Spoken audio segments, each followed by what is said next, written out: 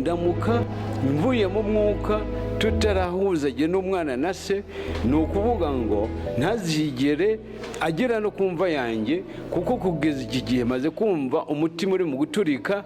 Niba azi ko namubyaye nagarura umutima nkihumeka nanjye, ku buryo no mu ijoro nzavuga ngo nzicara n'umwana wanjye mu bwami bw'ijoro na mama we turi kumwe nawe. Niba atari ibyo, mu by'ukuri azaba banyihakanye hano mu isi, n'imbere y'Imana nanjye nzabihakana. Bampamagara Papa Nizo, iyo bampamagaye Papa Nizo natekereza n'ukuntu mbona atanyegereza ngo menye ko nanjye nabyaye umuhanzi, menye ko nanjye nabyaye umwana uzwi. Nanjye nkumva iyo bampamagaye kuriya mba numva ari nko kunjomba ikintu ku mutima. Ukuri k'umunyarwanda wavuze ko wabuze umubyeyi abura n'icumbi, ntago gucagase mu mboni z'ababyeyi nka se w'umuhanzi Nizo Kabosi wahoze muri Urban Boys, kuko nyuma yo gupfunda imitwe henshi bikanga, icyizere n'ubuzima bw'ejo hazaza yakomeje kubishyira mu biganza by'umuhungu we w'imfura. Ariko nyamuhungu we waronse ubutunzi n'ubwamamare akamwima ukuboko k'ubufasha, ngo nuko mu bwana bwe ntacyo yigeze amumarira. Ubwo icyo gihe umusaza kubata kugenda ugakurana na mama wawe byari byaratewe n'iki? Ese aho yabaga ari wabaga uhazi? Nabaga amazi kuko yari yarashatse undi mudamu, ariko byari biraho nyine. Ni nawe ushobora kwibaza ubwo buzima bwawe burimo aho hagati tuwabyo. Mu gihe bamwe bakizera kugwiga ubutwari mutabarana kuri Nizo na se, ntabwo ariko byari bimeze, kuko mu bihe bitandukanye imbere ya za kamera z'abanyamakuru bombi bagiye bitana ba mwana. Umwe ati data ntacyo yamariye nkiri muto, undi ati umuhungu wanjye yarakize, maze yibagirwa ko ndi se, yanga kumfasha kandi nkennye cyo kimwe n'abavandimwe be bavukana. Nawe tekereza umwana wansabye kureka akazi k'ubuzamu ngo karamusebya muri rubanda, kandi ariko kari kantunze gatunze n'abavandimwe be, ngo karamusebya ngo ntigakwiye se w'umuhanzi w'icyamamare, maze akansezeranya ko ninkari kazajya mfasha, ariko nategereje ubufasha bwe ndaheba. Yewe ubundi nakoraga akazi k'ubuzamu, ariko akazi k'ubuzamu kaza guhagarara, no kugira ngo gagahaga yishyizeho umwete wo kugashaka cyane. We yarambwiraga ati gukora akazi k'ubuzamu kamuterera ikibazo, ngo ibyiza ni uko nazashaka kandi kazi. Kandi mu mibereho yego yanjye nta yindi myuga ashoboye kuba nakora ngo mbe nashakira barumuna biwe kibabeshaho, noneho mbasha kuba naba ariko nakoraga. Ahubwo nk'ubu ngubu nkaba karahagaze, nkaba maze igihe nta kazi mfite. Ubundi intandaro yo kumenyekana kw'inzigo n'inzika irambye hagati y'umuhanzi Nizo Kabosi na se umubyara Omar Nzigiyimana ni ikiganiro cyuzuyemo gutaka no kurira se yigeze kugirana n'abanyamakuru ba Radio Salusi. Yasabaga ko nibura bakongera kumuhuza n'umuhungu we Nizo Kabosi, ngo wageze i Kigali amatara arayaka, maze akibagirwa se wamubyaye ndetse n'umuryango we, nka wa mugani w'umunyarwanda uvuga ko waboneye kubanda agakira yibagirwa be, maze ab'umuryango we bagahora bakanuye amaso nk'inyenyeri zo mu ruturuturu, biteguye ko hari ikizava ikantarange, ariko bagaheba. We niwe ugomba kumenya aho namutereranye kamera, kereka nimba yaragira ngo wenda nawe azi Kigali. Mu mwaka wa 2018 imbere ya za kamera z'abanyamakuru nibwo witwa Nizo Kabosi yabeshye ko nta mezi abiri ashobora gushira atarahura na se umubyara wamushinjaga kumutererana. Ariko bigeze mu mpera ya za 2019 nanone imbere ya kamera Saraza aramunyomoza, avuga ko baheruka guhuzwa n'ibyago mu mwaka wa 2014 nk'uko yabishuriye abanyamakuru y'imiyoboro ibiri ya za YouTube ikorera ku butaka bw'u Rwanda. Icyo gihe se wa Nizo mu gahinda kenshi yanavuze ko aterwa ipfunwe no gusabiriza abahisi n'abagenzi gakunda abona ikimutunga ndetse n'abana be bato, kandi ngo yarabyaye icyamamare, na cyane ko abaturanyi bahoraga bamunyega ngo aratindahaye kandi yarabyaye icyamamare, nawe akabasubiza ko nta cyo cyamamare kimumariye. Gusa nanone nk'umubyeyi ngo niyo ubu bufasha bwa Nizo bwarorera, ariko akongera akiyunga n'umuhungu we, byaba na ngombwa akita kuri barumuna be, ngo nabyo byamushimisha kuruta uko yazapfa atiyunze nawe, ngo dore ko kandi utaganiriye na se atamenya icyo se yasize avuze. Cyakora ibi byo gufasha se nabyo Nizo yari yarabiteye utwatsi imbere yaho gato mu mwaka wa 2018. Vuze ibyo avuga kuko wenda si n'umunyamakuru wabizanye cyangwa se ibihuha runaka, ariko kuri njyewe n'Imana yanjye n'uburyo nzi umutima wanjye nta kintu nzi nakoshereje muzehe. Ku rundi ruhande se wa Nizzo nawe ntabwo ari imiseke igoroye, kuko umuhungu we Nizzo Kabosi yaciye amarenga avuga ko yaciye akenge abona nyina ari we wiyuha kuyanga ngo we n'abavandimwe babeho, mu gihe se yari yarabataye akajya kwishakira inshoreke. Aho ni naho Nizzo ashingira avuga ko yagizweho ingaruka mbi n'uwo mwanzuro se yafasha aba bana bakiri bato, kuko yabataye akajya kwishakira undi mugore wa kabiri, maze nyina akizirika umukanda ngo bakunde babeho, kandi ngo yari umukene, umutinde wo kubabarirwa. Kugeza aha birumvikana ko Nizzo ari inshuti y'akadasohoka na nyina. Ureka ibyase ufite urundi rugo rurimo abana n'umugore wa kabiri yashatse nyuma y'uko ubuzima bwanze, maze agata nyina ubyara Nizzo Kabosi akajya kwishakira n'inshoreke. Gusa ngo Issa akimara kugera ku wundi mugore wa kabiri, ubuzima bwaje kwanga, atangira kwitabaza umuhungu we yataye akiri muto akajya kwishakira n'inshoreke. Gusa nyuma y'uko ubuzima buhindutse bubi, yaje kwitabaza umuhungu we yita ko yakize nawe amubera ibamba. Gusa ngo uko kumubera ibamba se nabyo abigereka kuri nyina ngo waba waramuteranyije nyuma y'uko batandukanye. Ariko se ubundi uyu Nizzo Kabosi ushinja gutererana se gutya ni mu ntoki? Haba mu muziki yamamariyemo no mu buzima busanzwe, ese Nizzo Kabosi ni mu ntoki? Ubundi se ni ubuhe buzima bushaririye yanyuzemo nyuma y'uko se amutanye na nyina icyarimwe n'abavandimwe be? None se ko tudaheruka no kumva kanunu k'uyu muhanzi, ubundi yazimiye ate? Ese ubundi yarengeye? Byinshi ku buzima bwe nibyo tugiye kukuramburira mu kiganiro cyacu cya none. Aho wageze ni kuri Smart Maker TV show. Icyo usabwa gusa ni ugukandaho maze ukamwe mu basubscribinze ku ishene ya Smart Maker TV show. Ikaze rero mu isi y'ubucukumbuzi, aho ubuzima bw'abacukumbuye buhora buri smart. Njye wumva nitwa Smart Maker. Nimunyemerere dutangire gutya. Ubundi amazina yiswe n'ababyeyi be ni Nshimiyimana Mohamed, wavukiye ahitwa Ingoma mu karere ka Huye ku itariki ya 7 Kamena umwaka w'1987. Avukira mu muryango w'abana 5, abahungu 4 n'umukobwa umwe.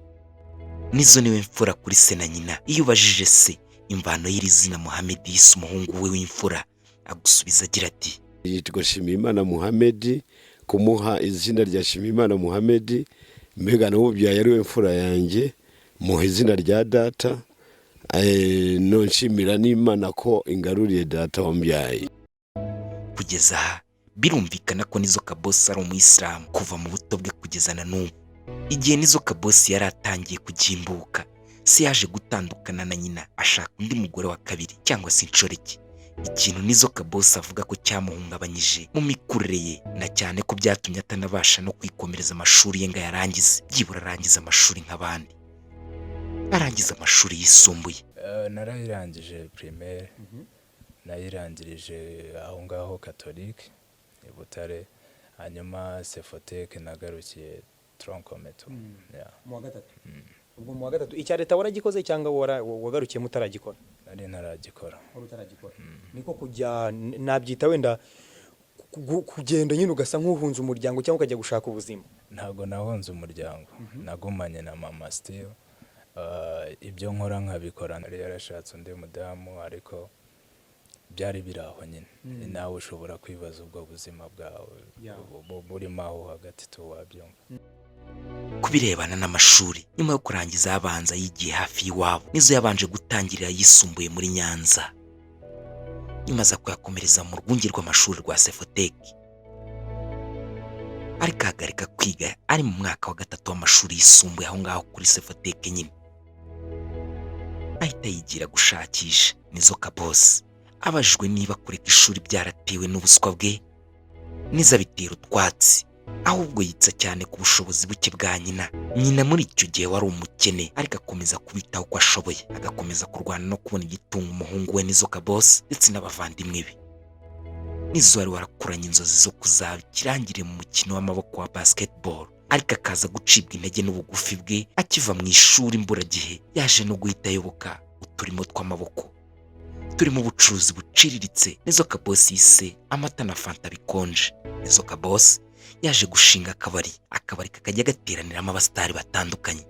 Mwajyamo nkaremu ngo ndi kubona ibyirori ngo yangu ngo ugenda ubiseseke mu bari turategereza ko baduhamagara ndavuga nti Tindi yanitse ntiriva kuko ubwo bucuruzi bwaranze burahomba, nawe ahita ahindura umuvuno yinjira mu muziki, mu buhanzi. Yinjiye mu buhanzi bw'indirimbo yari asanzwe akunda ariko atazi ko yashobora kuzihanga. Icyo gihe ubushuti bwe na Humble Jizzo wigaga i Butare muri kaminuza nkuru y'u Rwanda nibwo bwabaye ikiraro cyatumye yinjira mu muziki nk'umuraperi, nyuma yo kuba umwe mu bashinze bakanatangiza itsinda bise Urban Boys cyangwa abasore bo mu mujyi, ryanditse amateka atazibagirana mu muziki nyarwanda. Ubundi iri tsinda ry'abasore b'abanyamujyi ryavukiye mu karere ka Huye. Icyo gihe Nshimiyimana Mohamed uzwi nka Nizzo yari amaze igihe gito yahagaritse kwiga amashuri ye yisumbuye, aho yigaga muri Sefotec. Manzi James cyangwa se Humble Jizzo w'icyo gihe yigaga muri kaminuza nkuru y'u Rwanda, mu gihe niyibikora Safi uzwi nka Safi Madiba we yigaga Igitwe, ariko akaba yarakundaga kwibera i Huye bitewe n'uko ariho umuryango we wari utuye. Nyamara nubwo twabamenye ari batatu, iri tsinda ryatangiye ari abasore batanu mu mwaka wa 2007. Bivuga ko iri tsinda aribwo ryatangiye, batangiye ari abasore batanu. Ryari ririmo abasore babiri bakoranaga nk'itsinda, umwe yitwaga Safi Madiba, undi yitwaga Scott. Hari harimo Nizoka Boss, hari harimo Humble Jizzo ndetse na Rino G cyangwa Rino Jizzo. Nta n'umwe urabavamo, bose uko bari batanu babanje guhuza imbaraga bakorana indirimbo yabo ya mbere bise Icyicaro. Yagiye hanze mu mwaka wa 2007 nyine, ariko kubw'amahirwe make indirimbo ntiyigeze imenyekana cyane. Urban Boys, Dr. Jack Production, mibanje la Jesus Christ, Buddha ya Porta Walda, Babylon na mibanje, ya tila bloda kama wota Afrika mwengodeya. Iyo ndabaganje ndi kumwe nawe, turi babiri turi kuganira, isura yawe yabaga imeza, ariko ku mutima atari heza.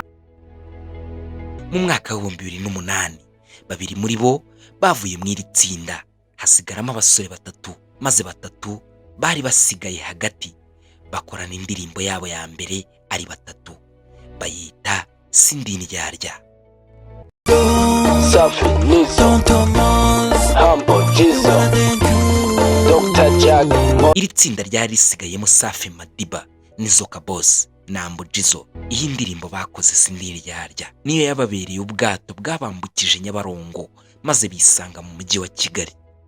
Umujyi wa Kigali wari umurwa wafatwaga nka mukuru mu bwamamare ku bahanzi nyarwanda. Iri tsinda kuva ryatangira kumenyekana, iri tsinda rya Urban Boys ntiryasibye kuvugwa mu mwiryane akenshi wabaga ushingiye ku mubano mubi n'imvururu za hato na hato hagati ya Safi Madiba na Nizoka Boss batacanaga waka. Mu myaka ya za 2012 na za 2013 abari bagize iri tsinda bagerageje gutandukana inshuro zirenga 5 zose, byaje no kugeraho umwe atakibasha kuvuga undi mu izina. Bamubaza akavuga ko adashobora kuvuga izina rya mugenzi we, ariko kubw'amahirwe bakongera kwiyunga.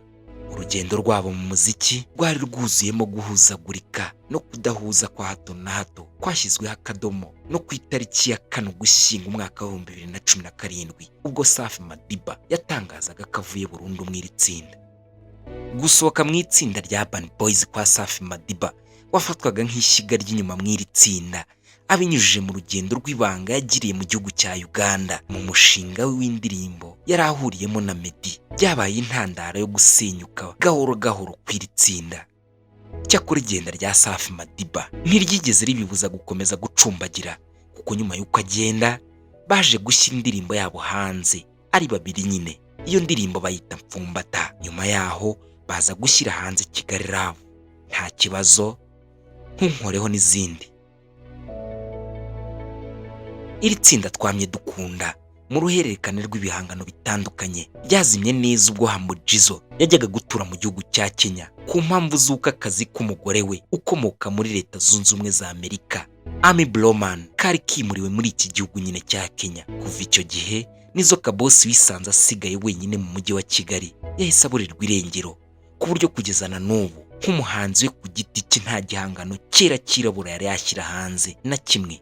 Cyakora Nizzo Kabosi yongeye kumvikana mu matwi y'abanyarwanda mu mwaka wa 2021 ubwo uruganda rwo muri Tanzania rwengaga inzoga zo mu bwoko bwa Kevant, ishami ryo mu Rwanda rwatekerezaga ko uyu muhanzi maze rukamuhamagara, maze rumupfa gasoni rukamuha amasezerano y'umwaka umwe yose miliyoni 20 z'amanyarwanda yo kurwamamariza mu gihe kingana n'umwaka. meze fresh cyane ku cyo kunywa cyanjye. Kevant wayibonye? Uri kuyibona? Kevant uri kuyibona? Imaye agafungo shawa mugabo. Ngiye kuva nakaririmba muri Urban Boys nibwo mfasha amafaranga menshi ku giti cyanjye. Aya masezerano akimara kurangira mu mwaka wa 2022 ntawongeye kumenya irengero rya Nizzo Kabosi. Gusa ikizwi nuko kugeza ubu akiri ingaragu ku myaka yiwe 40 y'amavuko. Ndetse nyuma yo kuvugwa mu nkuru nyinshi z'urukundo, kuri ubu igice cy'ubuzima bwe mu rukundo yagihinduye ibanga rikomeye. Abajijwe kuri ibi by'urushako mu mwaka wa 2018 ubwo yabazwaga na Yago, yamubwiye ko gushaka ari umwaka utaha. None washize imyaka yose igera kuri 7 uyu musore ntacyo aribwira. Ni nuko nsoje ikiganiro cyacu cy'uyu munsi. Nitwa Smart Mika. Iyi ni Smart Mika TV show. Mukomeze kutureba no kudukunda. Ciao.